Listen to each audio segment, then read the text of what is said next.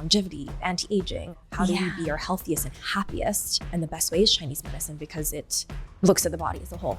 How we eat, how we breathe, how we operate. These are all the things that we're already doing. Yeah. It's just a matter of teaching our bodies a new standard way of operating. We come into this world as a 13-year-old with cramps, with migraines. You go to a Western practitioner and you are given medication, but in Chinese medicine, it shows what imbalances are there. And you learn that PMS symptoms is not the norm, and what the norm is feeling healthy. What has the journey been like to develop a skincare line? And you're in the process of launching right now. You're in the trenches. Finding the right lab, figuring out packaging, figuring out, PR.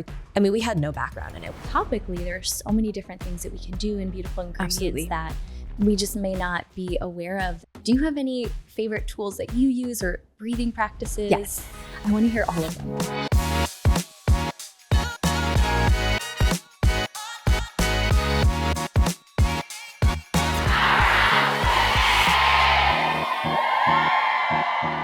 Felice, welcome to Powerhouse Women. Thank you. Thank you so much for having me today. Oh my goodness, I'm really excited to dive in. Anything having to do with wellness and entrepreneurship is like my jam, my kind of conversation. So I knew that we had to have you on the show and just hear about all the incredible things that you are working on. One of the things that I loved about your backstory was, not only are you a medical doctor, but, you studied neuroscience. And I'm so curious about the connection between the two and what led you from neuroscience into the field that you're in now. Yes. Oh my gosh. I'm so happy to share. I mean, thank you again for having me. It feels so special to be here. My background is neuroscience. It's what I studied in my undergrad. I, wrote a dissertation and then I continued working in a hospital, really diving into the Western medical world. And I think what fascinated me about neuroscience was truly the brain and gut connection, the vagus nerve, our HPA axis, just how truly integrated our body is as a holistic system. And funny enough, in college, I studied goldfish behavior. I was really, my dissertation was about the optic tectum and how goldfish perceive mates. And we were trying to see whether it wasn't just pheromones, so not just the smell of other goldfish, male versus female around, that made them attracted to each other, but whether they recognized a female versus a male. And they did. And that was my research. And we found like a near firing pattern in the brain. So that was, fascinating. It's fascinating. It was very much focused and minute in details. And I loved it. But also looking at the overarching, like if the optic tectum is fired, like what parts of their body are understanding this mechanism. I don't even understand what those words mean. That's okay. So it was very much science-based. Yeah. And it was a lot of my childhood too. I always felt drawn to medicine. Pretty positive it was, a soul purpose or a past life. Does where it feel like that? When I was 6 years old, I was like, I want to be a doctor and had no idea why. And the shift to Eastern medicine and Chinese medicine, I think, was the biggest gift that was ever given to me. It came in a moment where I was working in a hospital in Boston and I truly loved what I was doing, but my soul didn't feel aligned. And I needed to find something more holistic, something that really emphasized the importance of emotion for health. And Chinese medicine was the best medicine. I mean, I grew up with it in my household. It was never really taught to me. It was more so shown to me through medicine, through food, through soups and herbs. My grandmother would give me a soup with ginseng. And, as a kid, I'm like, oh, this is a little bit bitter. What is this? And now I'm like, that's fascinating. Yeah. Because it's so healing. But never truly had my first acupuncture treatment until Boston because I have to say I was grateful. I wasn't really, a sick kid and never really needed it. But exploring that avenue has been awesome. And there's so many connections between Chinese medicine and neuroscience, how even the needles placed in certain areas of the body makes a lot of neurotransmitters fire, and it connects the whole body. It's so fascinating. And I wasn't ever exposed to more of is that considered like Eastern medicine, Chinese medicine until moving to Arizona. I grew up in the Midwest. I was just telling you that. And so none of that really existed, at least on my radar. If it was there, it was very few and far between. But meeting incredible individuals who were just had a different way of understanding the body, that even though I didn't grow up with a medical background, there was something that when I heard it resonated as true for me. And I think what I heard in that was this understanding that we can either address the root cause of something or we can address the surface level symptoms. Yes. Is that a good explanation of one of the differences between Chinese medicine and more traditional Western medicine? Absolutely. How else would you describe it? I would say that Western medicine is very compartmentalized, right? So we have a cardiologist that looks at the heart. We have, an ENT doctor that looks at ears, nose, throat. We have a gynecologist who really looks at our reproductive system. And it's so necessary, right? We have these experts that really know everything about a certain part of our body. And on the contrary, Eastern medicine or Chinese medicine, it's hard to understand someone's body without looking at the whole system. And whenever a patient comes in or whenever I'm talking about Chinese medicine, it's truly getting to the root cause, right? And if we understand the root cause, then all the cascading symptoms someone is feeling starts to dissipate, and it's effective. It works. It's such a wonderful medicine. And you have such an interesting perspective in growing up in Hong Kong. You didn't come to the US until college, right? Yes. How do you think that influenced your career trajectory, having grown up in a culture where it was probably just more a normal part of your life? Like you said, your grandmother incorporating herbs and things versus just friends that you have who all we know is growing up in this Western medicine environment. How do you think that affected your soul path? Yeah, I think it was always in my subconscious. That natural medicine was more in line with, my soul purpose or what I, truly found now. And when we think about Chinese medicine, it's looking at the body as nature beings. We are so sensitive to our environments, right? We're so sensitive to dryness, to coldness, to wet, to dampness, and our body changes. And I think growing up, that's always something that was shown to me. And I think having that as part of the culture, how we eat, how we integrate our lifestyle, really showed me that there is another side of medicine.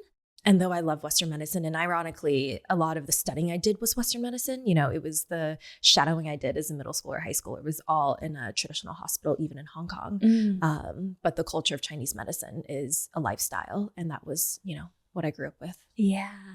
Okay. So I want to talk a little bit about some of the wisdom of Chinese medicine, because I feel like it's just fascinating to understand how intricately our bodies are designed and how they're really speaking to us at all times.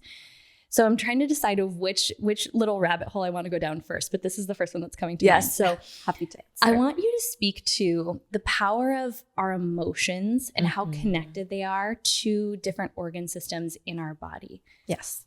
Oh, I love this I'm just going to send you on rabbit holes. Awesome. Oh my gosh, yes. See where it goes. It's so funny. One of the first texts ever given to me when I first studied Chinese medicine was about how powerful emotions are and how a lot of ailments start from emotions. We're human beings and we feel emotions, and that's what makes us so unique and special. And it's such a beautiful roller coaster of emotions sometimes, right? But everything from joy to sadness to grief, it affects our organs. It affects our meridian system, affects our energy moving. For example, if we're feeling stressed, there's a lot of stagnant energy that's in the center of our body. It's why people feel like their chest feels tight, their diaphragm can't move. And that's an energetic system, we say, tied to the liver organ. And in Chinese medicine, every organ has an emotion tied to it. And it's fascinating. The heart is joy. The lung is grief and sadness. The liver, which I mentioned, is the stress, our frustrations. And I love it because, when someone comes in with an emotional instability, I'm like, okay, let's look at what organ system is out of balance and let's bring it back into balance. And it's not just one organ system, it's an interaction of all of it, right? And sometimes the liver will overact on the spleen or stomach, which is our digestion, and where people will come in with IBS or stress-induced digestive disorders. I'm like, okay, thousands of years ago, there was this pattern that Chinese medicine understood, where it's the liver overacting on the spleen. It's our stress overacting our digestion, why people have digestive disorders when they're more stressed. And it just all makes sense. And why is that? I am actually thinking about how this year I actually have gone through one of the most stressful years emotionally that I've maybe ever had. And I've always had really strong digestion. And it's the first time that I'm like, ooh, certain foods aren't sitting well. Like I could feel a distinct change in my digestion that I feel like I'm just now coming to the other side of healing. I would love to just understand and maybe dig a little bit more into that. And then what is the pathway? I mean, working with an amazing professional like yourself is a good starting place, but what's the pathway, I think, to bringing more awareness into what our body is trying to communicate to us? Ooh, I love that question. I think I can first answer that by looking at the body and the anatomy of the body, right? Our liver is right under our right rib and our spleen on the other side. And the spleen in Chinese medicine is such an important organ for digestion. You know, it's the organ that transports and transforms food and fluids. It's how, we absorb the nutrients in our body. And when the liver is overactive, when the energy is stagnant, we say it overacts. So physically, the energy goes sideways and it just kind of hits the digestion, right? And we can feel it. It feels like there's a knot in our stomach. It happens when, we eat and we're not grounded, why we have stomach aches after we eat, and all of that energy is apparent. And like my biggest advice is, before any meal is to really settle. And if you don't, just see how your body responds. And that's kind of an indication of what we have to work on. Yeah. It's actually one of the things that not only in this season, but something that, so I work with a functional medicine doctor as part of my, team. Yeah. And one of the things, when she will write a protocol for me for the year, we'll typically do blood work every year. Yep. And one of the things from my most recent sort of, here's your protocol for the year, it really had very little to do with eat this many calories or this, it was take 3 deep breaths before you eat. Yes, don't eat while you're scrolling on your phone. So I would love to hear just maybe like the medical perspective behind that, because I think our world is so fast paced and it's actually training us to very much disconnect from the body. And I've noticed it specifically in when you said slowing down when you eat and things like that.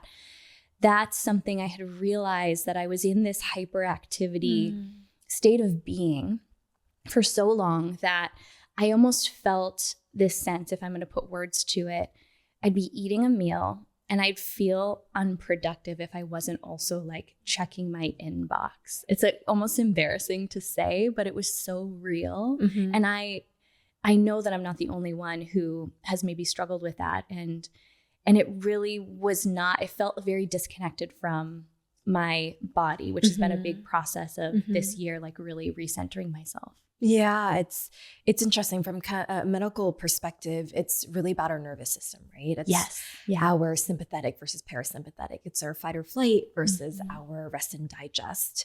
And to truly be able to rest and digest, we have to be in our parasympathetic relaxation state. And that's how we best process our foods. It's when we best absorb all the nutrients we need. And again, it's the connection of the gut and the brain, right? And if our mind is focused on answering emails, scrolling through Instagram, which I do as well. It's so hard to be, aware and conscious about that because we live in such a fast-paced world and we have so much to do. But if we're able to completely disconnect, then our nervous system will be able to reset. And that's where the healing happens. That's when all the processing happens. And in Chinese medicine, it almost connects to the yin and the yang, right? The yang is our energy. It's our momentum. It's our to-do list. It's, everything that we do during the day, and it's exciting, but we have to find the balance, which is the yin. It's our dormancy. It's our stillness. It's when we rest and digest, and it's the true balance of both that helps our digestion thrive. Yeah. And I mean, you are, when I first got to meet you this morning, I said, you're speaking to women who are just like you and I. You are a busy practitioner. You're launching a new company that we'll talk about later. You have so much going on. How do you bring that balance into your own life for your well-being? Yeah. I love my morning routine. It's something that's a non-negotiable, and I think it sets me up for the rest of the day. It's something that I need to do for myself as my yin moments, right? I practice mindfulness, whether it's journaling, meditating, breath work. I also practice some Qigong. Is that a meditation? I've heard of it. Yeah, essentially. So Qigong can be, it's essentially a movement meditation. Okay, and there's so many different forms. It's beautiful. So intuitive. Through my education, I was taught by an amazing Qigong master, a lot of different techniques, and I try to bring it in throughout my day, and it's so effective and it feels so good. Oh my goodness. Okay. Well, we're going to have to, link some of your favorite resources for everybody. And the next thing I was going to ask, which kind of plays off of that, is you mentioned the vagus nerve. I want to kind of tie all this together with the nervous system and how to work with our bodies to switch more into that rest and digest state. So if we catch ourselves, and I think this has been my practice this year, is learning to feel the difference between the two as best I can, and then having these simple techniques to bring me back to the rest and digest when it's time for that. Yeah. Do you have any just favorite tools that you use or breathing practices? Yes. I want to hear all of them. I have two main ones that I like to suggest. And when we think about the vagus nerve, right, it's a nerve that starts in our neck. It goes to the ears, it goes down into our abdomen. So it's everything from here to here. I didn't realize it connected that far. Yeah. Wow. And because of that, one of my favorite techniques is deep breathing, right? Making sure we're breathing into the diaphragm, and as we breathe, our belly expands. I'm like, as you say that, I'm like, we gotta just craving a big deep breath. But I mean, most people, we breathe and it stops right above the diaphragm, because we live in such a fast-paced world. And I think it's hard to intuitively breathe into our diaphragm. But the more we practice it, even just like 5 minutes a day, the easier our body gets used to that intuitively. And because when we activate the diaphragm, it activates the vagus nerve, and it's one of the best ways to switch our nervous system into the parasympathetic rest and digest. In just a few minutes a day, just taking, deep breaths into the belly for like 4 to 5 slow counts and then breathing out is so effective. So simple and free. Exactly.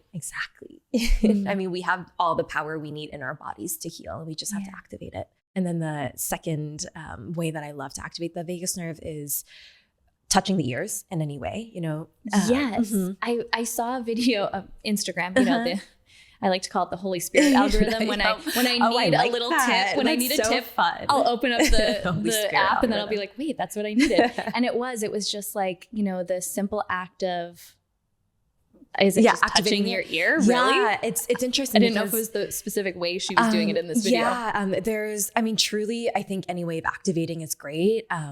From a Chinese medicine perspective, we have an entire microsystem on our ear. You can really help treat the entire body with just the ear. You have every organ system. You have every, limb on the ear. You have, different points for gynecology, for anxiety on the ear as well, and certain points that are awesome. And I think the power of it is truly tied to the vagus nerve.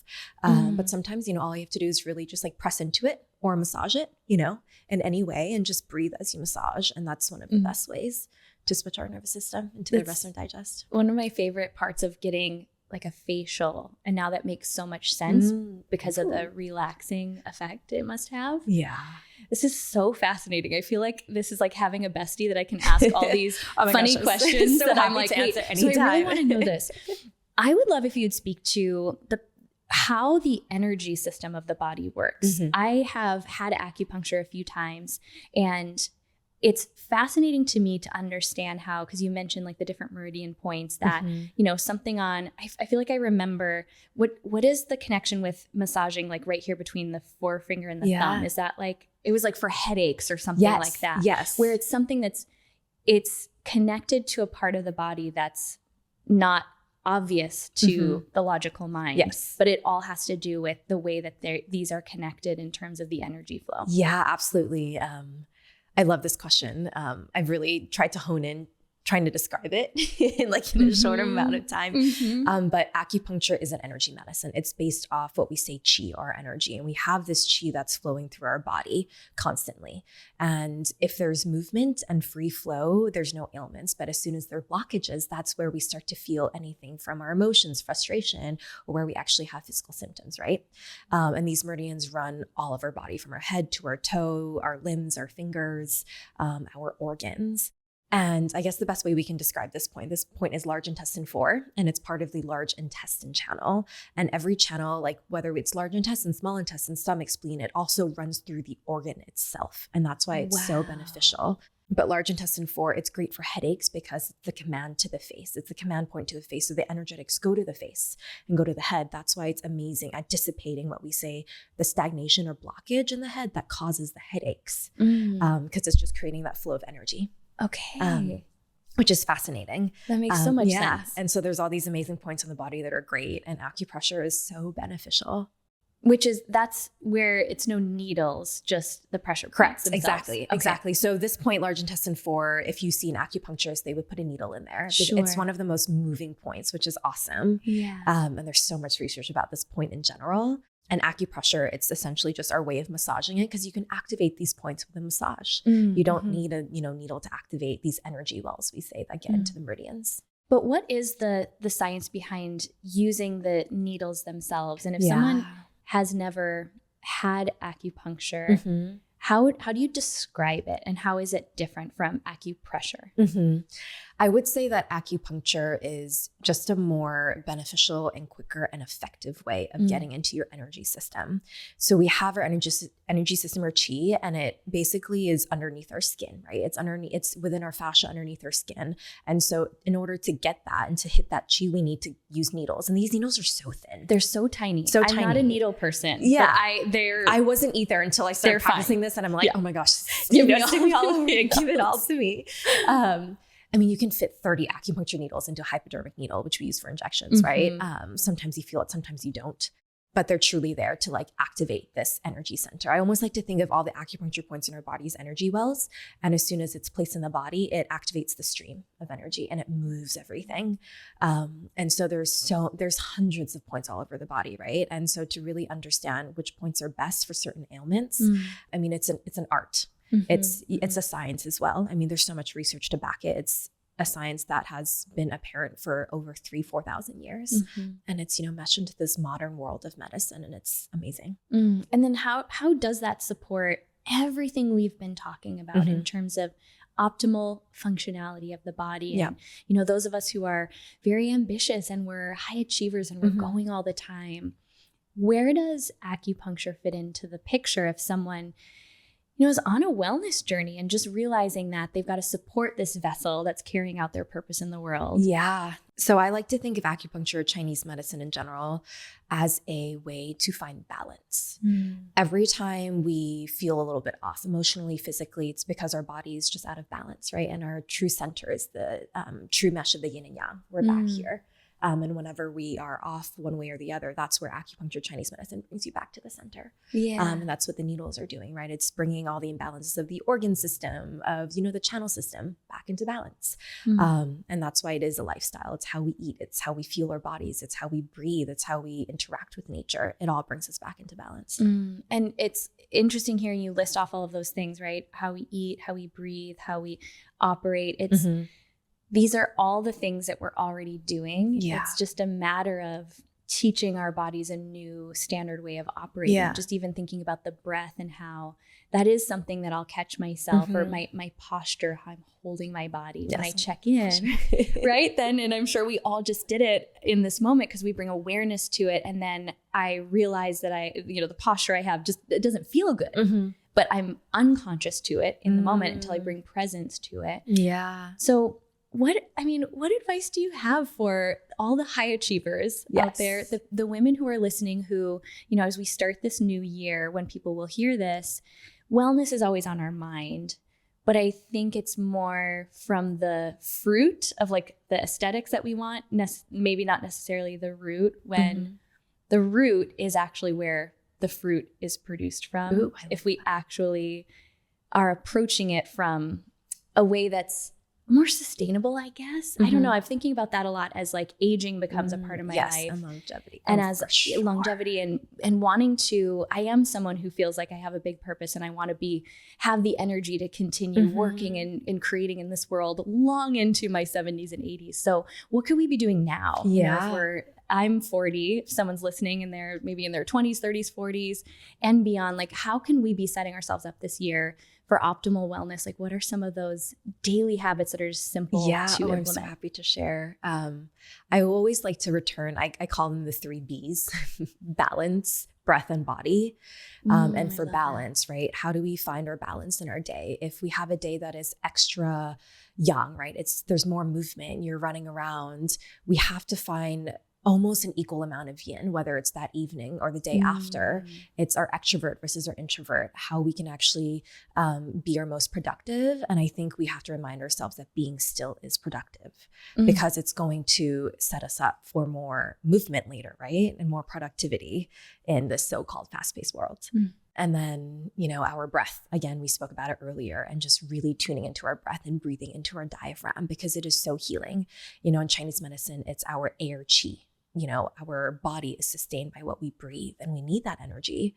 And then the last, thing, the B for body, the third B, and it's treating our body like a temple. It's intuitively eating. It's eating natural foods, whole foods, things that nourish our bodies, right? And also being intuitive with what feels good and what doesn't.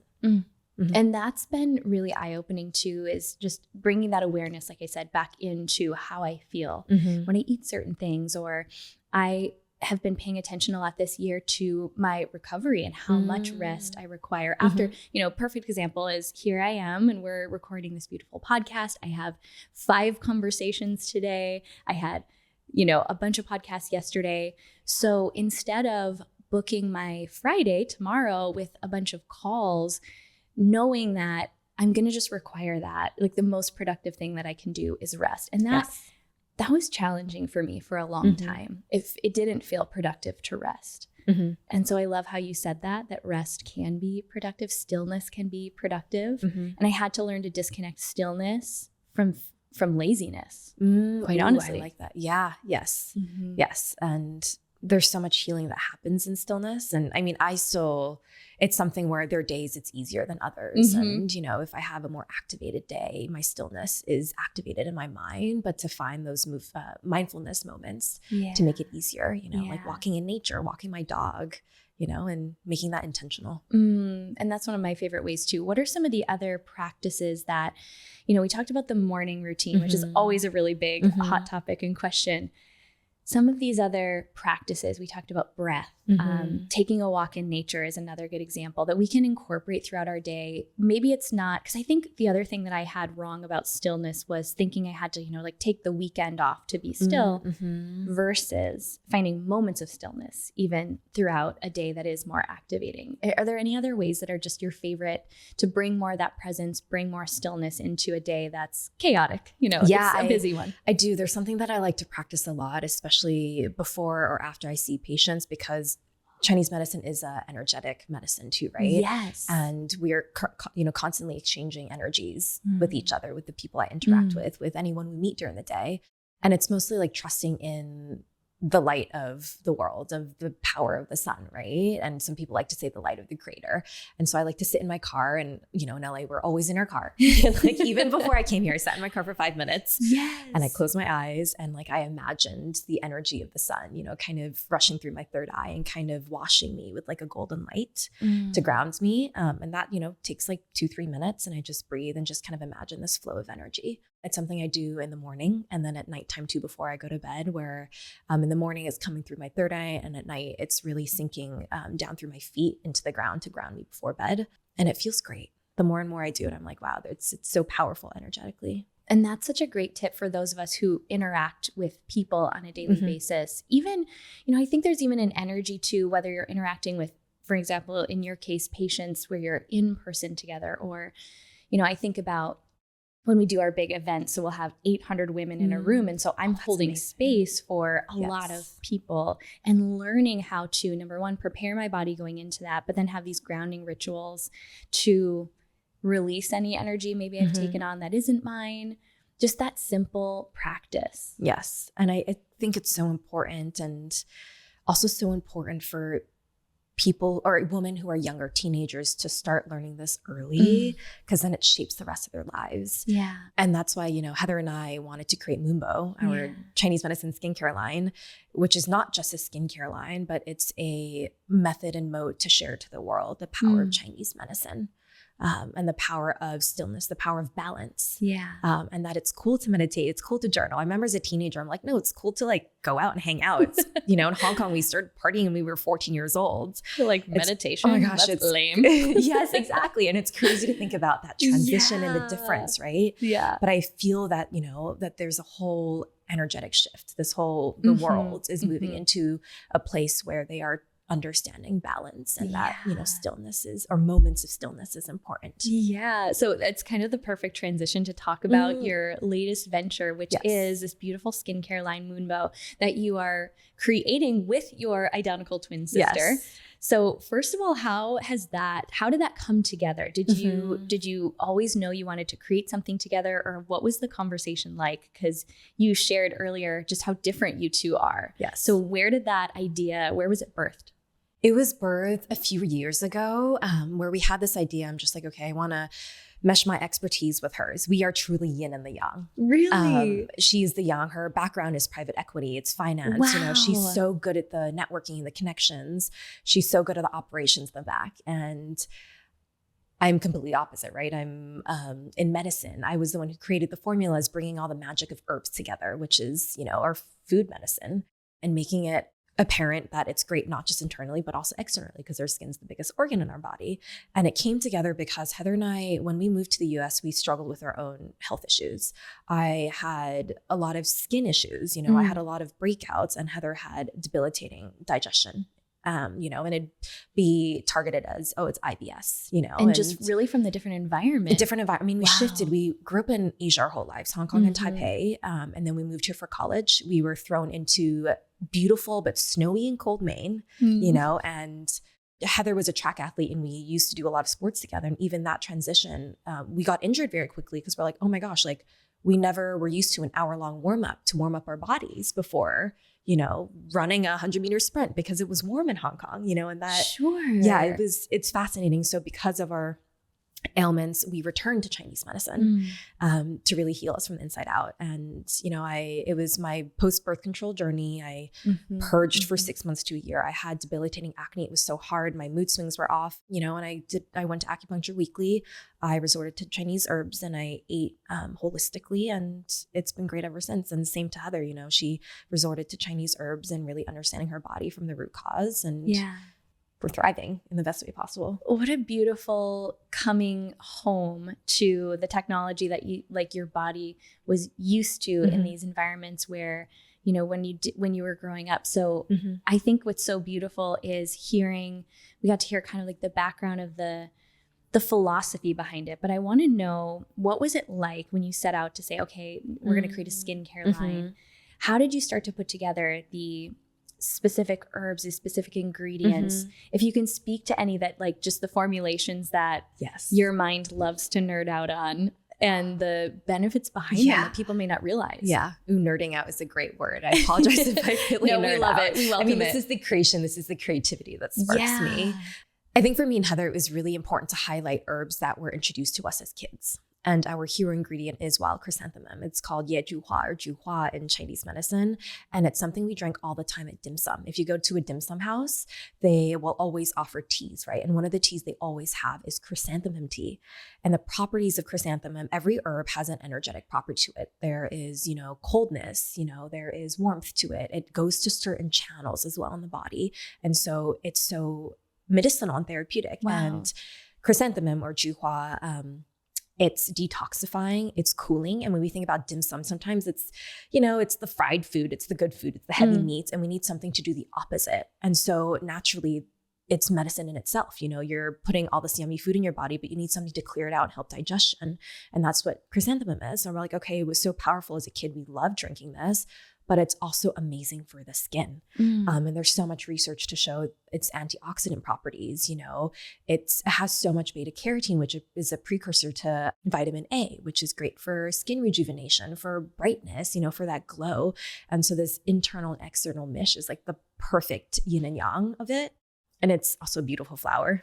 Yeah. And that's such an interesting way to think about it, right? Is that it's the internal, what are we ingesting that's giving us that foundation. But then topically, there's so many different things that we can do and beautiful ingredients that we just may not be aware of, that they have such power. So, okay, what has the journey been like to develop a skincare line? And you're in the process of launching right now. And there, you know, you're in the trenches. You're in the phase that so many women listening to this podcast are in, where we're just figuring it out as we go. Oh my Did gosh. you have any knowledge of how to launch a skincare line? Were you just Googling it like the rest of us?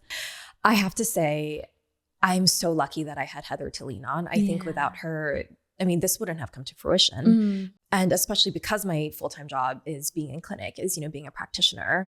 Heather was the one who like quit her private equity job earlier this year. And she's like, this is what I'm going to be doing full time. And without that, I don't think we would have had the space to do this. Sure. And to figure it out, I mean, Heather is, I mean, I love her to death, and she impresses me every day with the way that she networks and she asks for help. And I think that's one thing that I've learned from her is when we have no idea where to go, ask for help, reach out to people. And what we realize is that people are beautiful and kind, and they want to help. They're willing. And just like through her network before in private equity, or even just like friends of friends, just saying, hey, like reaching out, like, hi, like I'm really inspired by you. Like, do you have space in your calendar to speak to me for 30 minutes? Because I would love to pick your brain to really understand how to move forward, from even finding the right lab to make our products, to figuring out packaging, to figuring out, PR, to understanding how we build this line. I mean, we had no background in it. We have no background in marketing. I have no background in entrepreneurship, but it came to us. Podcasts were also a huge thing. Every day Heather's sending me all these podcasts. Yes. She was like, listen to it on your drive. I'm like, great. I'm sitting in the car for 45 minutes multiple times today. Let me do it. Yes. And just like seeking out resources and taking advantage of like the digital world. Yes. In the digital age. Oh, that's so exciting. So I love how you shared a little bit of the intention behind it to really bring people into the conversation of the power behind these modalities. So what is your ultimate hope for the line, and ultimately the difference that it's going to make? I mean, from skin and so far beyond. Oh, I love that. I think our true intention and true goal of Moonbow is to really harmonize like skin and spirit from a Chinese medicine angle, right? It's to teach young girls from an early age how to find balance. And balance is, I think, the most important thing for health and longevity, right? And there's this, it's something that we talk about a lot now. It's, this prime word of longevity, of anti-aging, of how do we be our healthiest and happiest. And the best way is Chinese medicine, because it looks at the body as a whole. And how can we learn that? And, our goal for the skincare, like, how do we reach the masses, and I love helping people one-on-one, but how do we do it? And we're just like, we have to create a skincare line because people love beauty, and the biggest demographic of beauty consumers are the Gen Zs or the younger millennials. And if we can teach them early, they're the ones that are going to share it with everyone else, Yeah.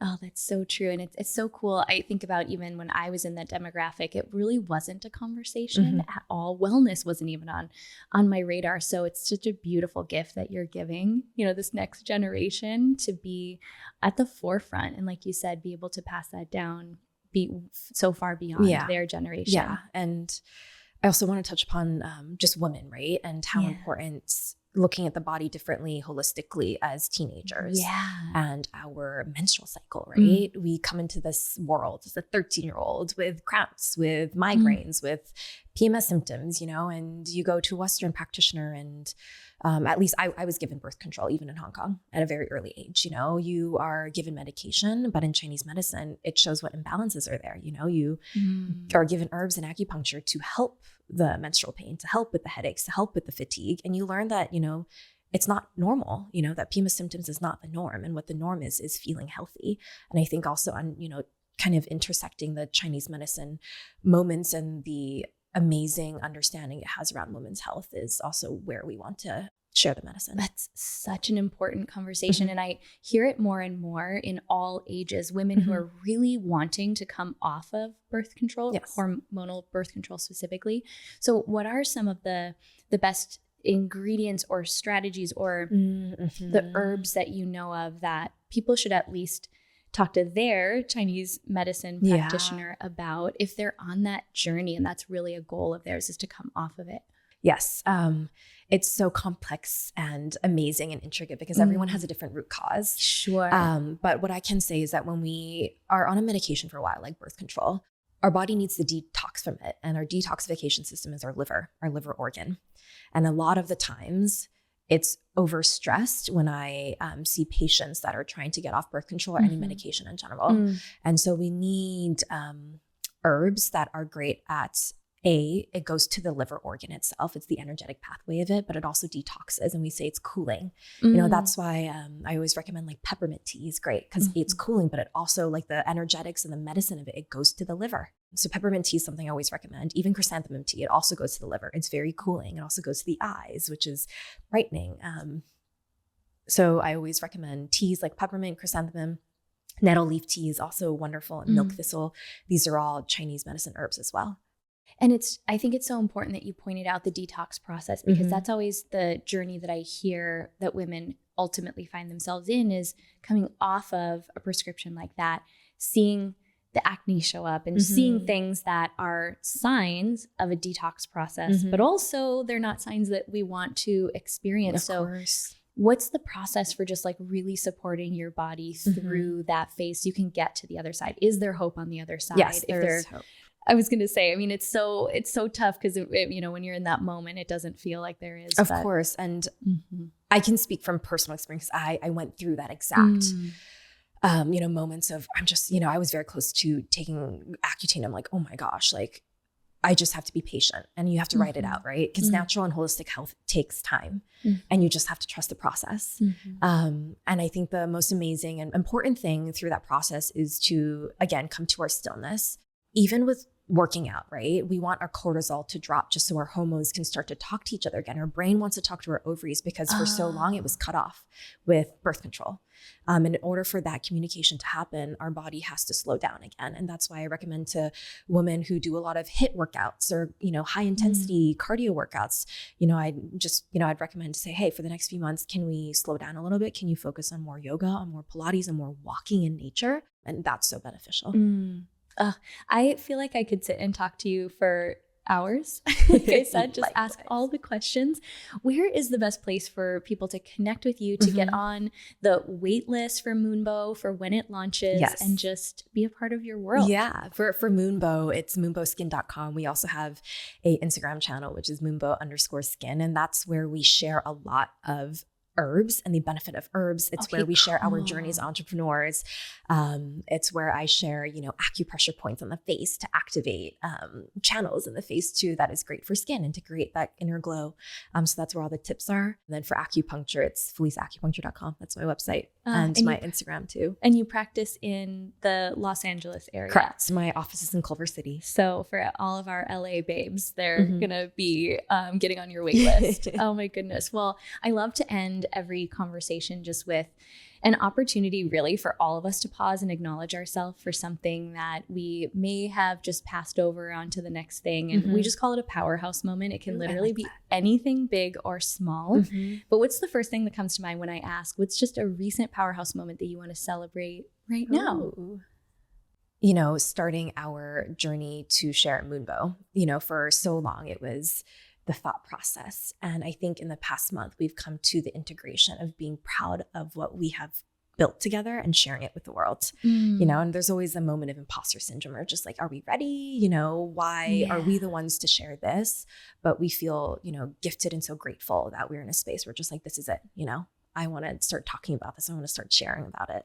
And that's, you know, a big aha moment for both Heather and I. It's so exciting. Oh my goodness. Well, I cannot wait for the launch and just so grateful for this opportunity to have this conversation with you today. This was really, really fun.